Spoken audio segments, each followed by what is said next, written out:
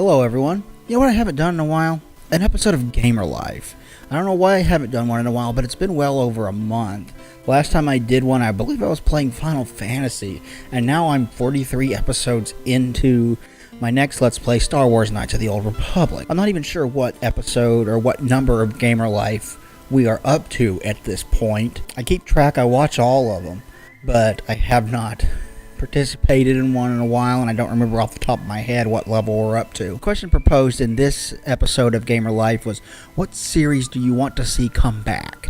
And that's a big question because I made a long list of stuff that I would love to see come back. And then I realized that talking about all of those would take forever. So I'm going to pick 7 or 8 in specific and talk about those games as ones that I really would love to see return in one form or another. My first choice is easy enough. Star Wars Knights of the Old Republic. We haven't seen an entry in this series since I believe 2004. It's been more than 10 years at least. The last entry was on the original Xbox. Both Knights of the Old Republic and Knights of the Old Republic 2 have a lot going for them. First of all, they're Star Wars games, and there's a certain coolness that comes with being a Star Wars game. But there's a lot more to that. Even without it being Star Wars, they would both be excellent RPGs, even if Star Wars Knights of the Old Republic 2, The Sith Lords, wasn't quite finished. They both feature a large collection of excellent characters that are very well developed. They both have great stories. They both have great villains. It's just an excellent games all around. If you haven't played them, I would highly recommend them.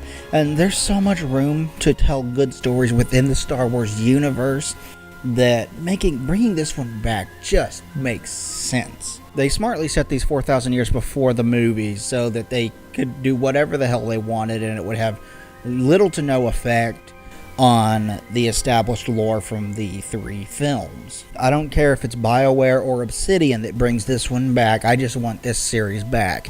It is excellent. They are fantastic RPGs, and this generation of consoles could definitely use more great RPGs.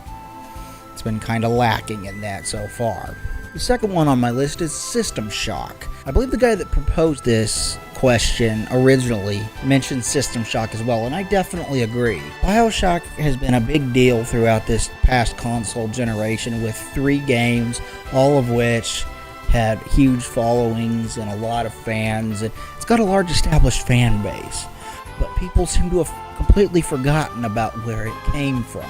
System Shock and System Shock 2 is where it came from, and those games are excellent. Everything that was good about BioShock, which I'm not a big BioShock fan, but everything that was good about those is much better in System Shock. The storytelling is better, the setting is better. It's cyberpunk, and I prefer that to steampunk.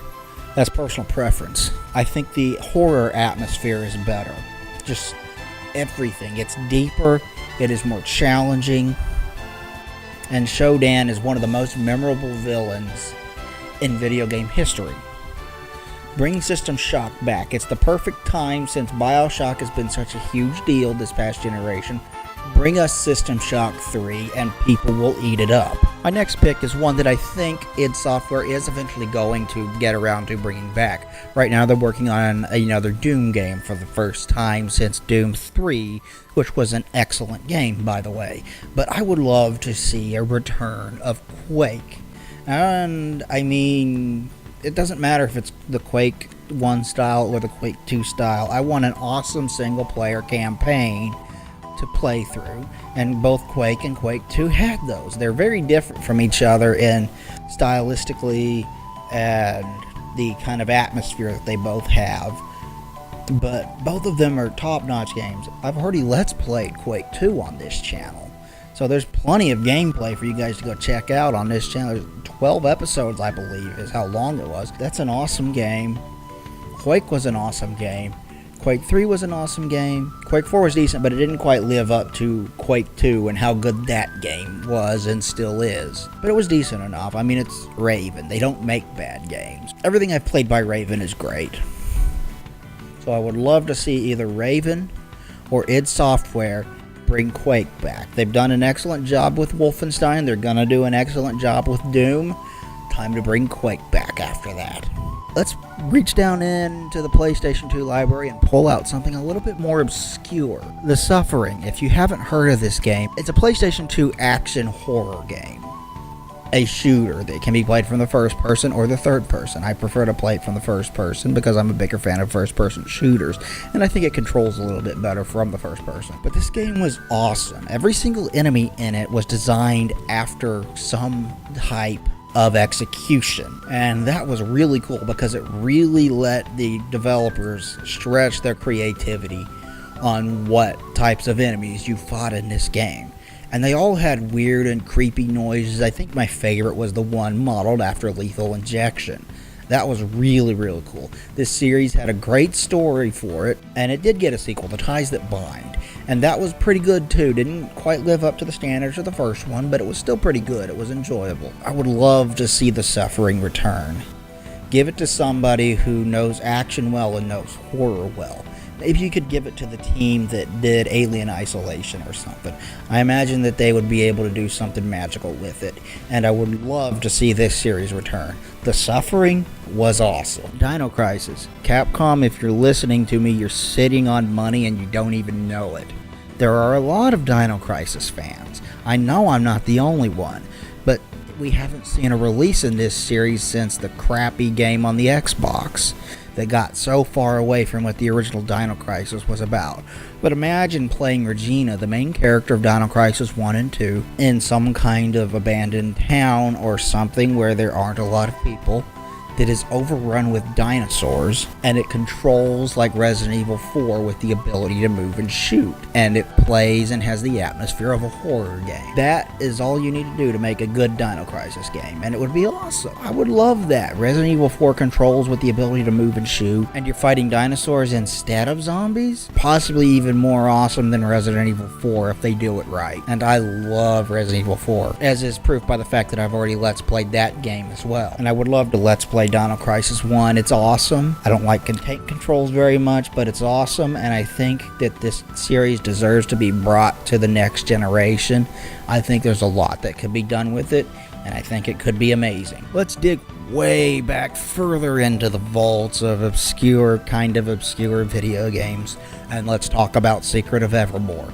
There was only one game in this series. Back in the Super Nintendo and Sega Genesis era, Squaresoft had set up a team called Square USA, and they tasked them to develop a game that was similar to Secret of Mana. What we got was Secret of Evermore, and people ignored it because they thought that we got this game instead of Seiken Densetsu 3 or Secret of Mana 3.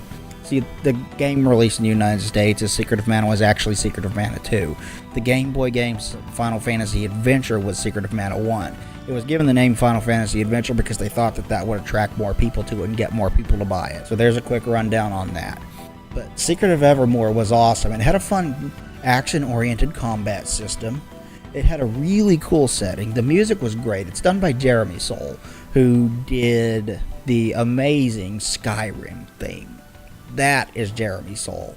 And he's got a lot of very good tracks on this game as well. Bring him back. Get him to do this game again. I'm sure he'll be glad to return to it because I'm sure he really enjoyed this experience. It was his first game. Secret of Evermore was a hell of a lot of fun, and you have the option of making it a co-op RPG if you want to, because you constantly have a dog by your side in that game.